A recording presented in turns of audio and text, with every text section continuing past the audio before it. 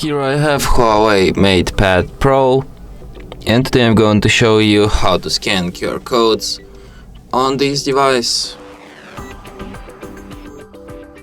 So to do this, firstly you have to open camera, then tap on this icon here, open AI lens, tap agree, allow, okay, yes, get started. So here you have code scanner enabled by default, and let's scan, for example, this QR code. So as you can see, as soon as my camera spots this QR code, it instantly opens the page which is being encoded into this QR code. And yeah, that's how it works. And that's it. Thanks for watching.